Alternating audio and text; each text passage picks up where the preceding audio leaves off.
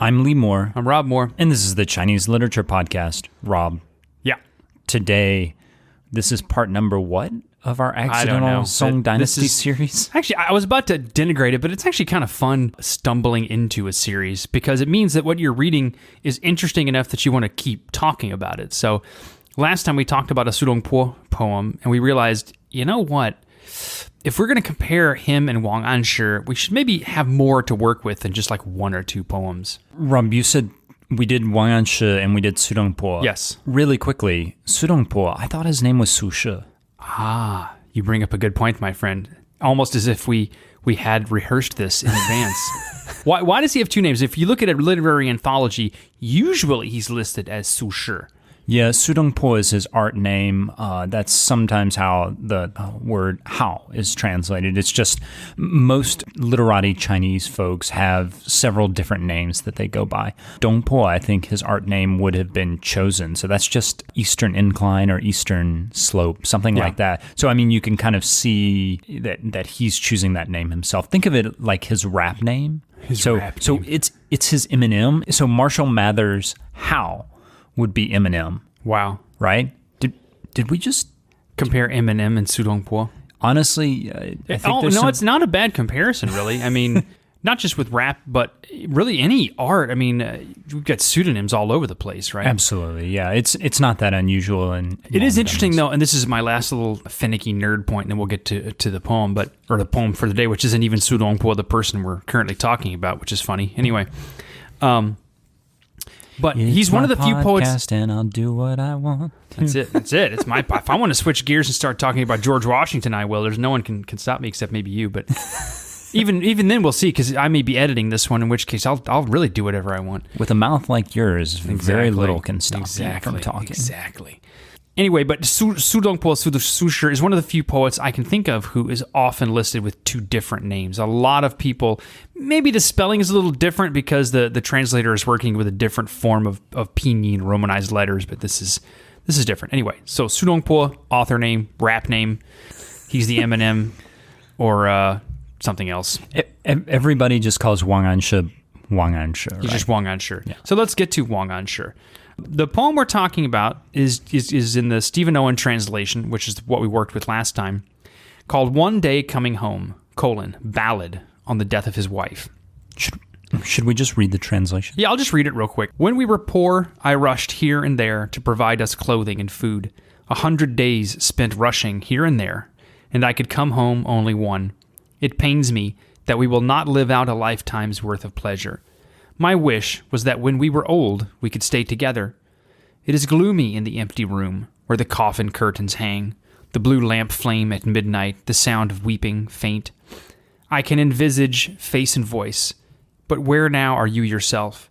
And if we meet in the world below, will it be you or not? Owen translated the title as One Day Coming Home, Ballad on the Death of His Wife. So this is a really powerful poem. It's very simple. There's not too much ornamentation, but it's quite good. And this is one of the things I mentioned last time. I didn't really go into it very much when we were talking about Sudongpo. Wang Anshi, there's a simplicity to Wang Anshi's poem. You can read this. If I gave this to my undergrads, for example, none of them would have a hard time understanding it. I wouldn't even have to unpack it. I could just say, here's this poem, and they could read it and go, oh. It's very straightforward. Very straightforward. And yet, what's beautiful about Wang Anshi is he frequently will just pose a question, make one statement, which is still simple, but at the same time makes you go, wow, that's like when he says, where now are you yourself? And if we meet in the world below, will it be you or not? Doubts about the afterlife are all over literature and every culture. So these are not hard questions to understand, but especially the last one. The first one, where now are you yourself? We've seen that in tons of places. If we meet in the world below, will it be you or not? So I find that last part very powerful, but also, I mean, this is one of the things I don't like about Wang Anshi, is it's so simple that you just kind of get it and there's nothing else to it. In the last poem that we did by Sudongpo, the last poem in this series, there was a mention of a butterfly, which is clearly an allusion to Zhuangzi, right? Now, here in this last stanza of the Wang Anshi poem, you have another similar thing where he had an opportunity to make a Zhuangzi reference. It's so there, it's just obvious. And the fact that he doesn't bothers me, because what this last stanza is talking about is he's visualizing his wife's face and her voice, and he's not sure if she's really dead or like there's this kind of question of state. And whether or not she was ever real. I think that's kind of what he's alluding to. He's not literally saying, I wonder if she was ever real, but there's this kind of, as she is still in his, has this impression that she's made on his memory, and he's recalling her almost physically as if she were embodied, but he knows she's gone. There's this question of passing between states. And it's interesting though, because you just said it's simple and you move on, but you just spent the last 2 minutes unpacking what you see in this little quatrain. I was actually criticizing it. I don't think I was unpacking it. Well, it's all contained there, what you just said. I mean, your notion about he didn't allude to Zhuangzi, okay, but everything you said after that is all indeed in there. I can envisage face and voice, but where now are you yourself? So is he literally not sure where she is? Can he? Because the coffin's still there. Technically, he could open it up and see, et cetera, et cetera. There's just a lot more. I think if this were Sudongpo, I think Sudongpo would do a lot more with it.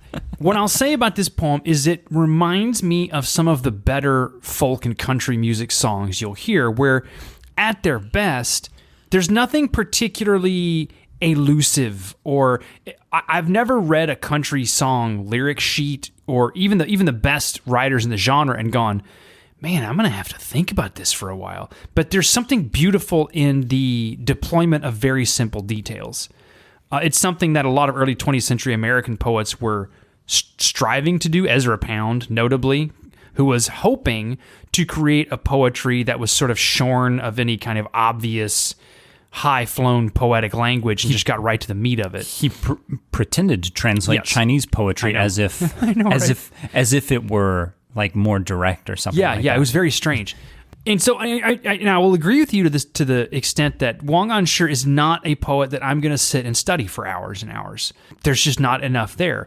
What is interesting is that for me, compared to Sudongpo, he is more emotionally striking. He's more direct, right? He's more direct, yeah. And the reason I find that very important, when you're reading through a literary anthology like this, frequently when you read someone like Du Fu or Sudongpo or any sort of the greats of any particular era, you have to have somebody walk you through it. What is he talking about here? Where are we going with this, right? Because just to read Du Fu can still be very interesting and beautiful, but when you know all of his allusions, it's way more impressive. With Wang Anshi, you don't need any of that. It's just there. It's helpful sometimes to know about his background, but you don't really need to know about his background. It's helpful to know about how a quatrain works in Chinese poetry, because that's almost entirely what he worked with were quatrains. But if you don't, it's fine. It's a poem that it's an interesting entry-level work to give to people who've never read any Chinese poetry. So what you're saying is Wang Anshi is Chinese Song Dynasty poetry with training wheels. Kind of. I can agree with that, and that's why I don't like it. I don't ride with training wheels, Rob. But you surely remember, well, maybe you don't remember, but I still think it's very important because it's a direct entry in a literary canon that's usually very, very indirect. Rob, you have talked ad nauseum more off the podcast than on the podcast. Wow, you were actually nauseated. About Bach. Oh, yes. And your love of Bach. Yeah.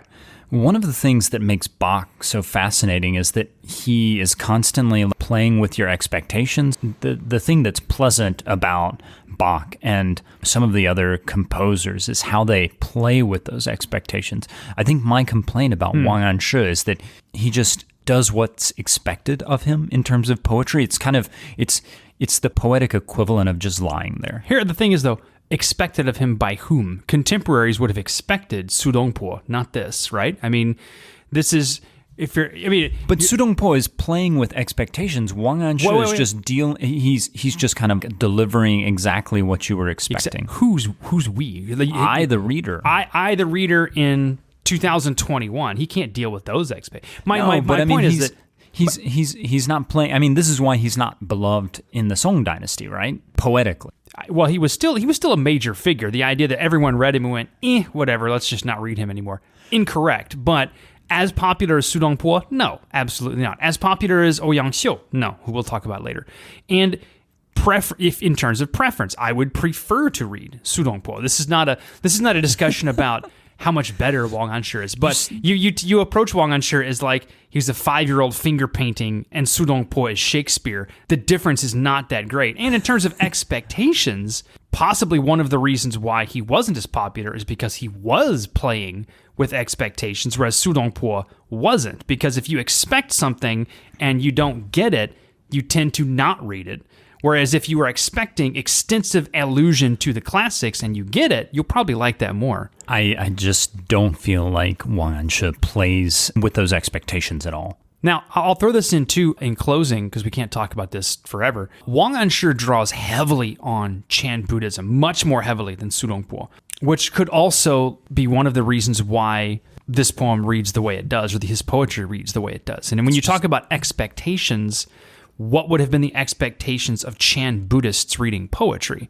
I don't know, because I'm not a student of Chan Buddhism or the history of Chan Buddhism, but maybe this. If you were a classical scholar or, say, the average Chinese poetry reader, maybe you would have expected Su Dongpo. I wanted to take this in a different direction, if that's okay. Go. The very first paragraph talks about being poor, so we have to talk about Wang Anshi's politics. We talked about that in the first episode. Right. Wang Anshi is not famous as a poet. He's much more famous as a politician. He implemented the Xinzheng, what's called the new policies, which essentially they were a Keynesian economic policy of raising tax revenues, taxing people more, and then giving more money, particularly to farmers. In the first stanza, you see this concern for the poor and the life of the poor. I thought that was really interesting in this poem. That was one of my favorite parts. Yeah, and again, it's like saying, sure, I'm concerned about the poor.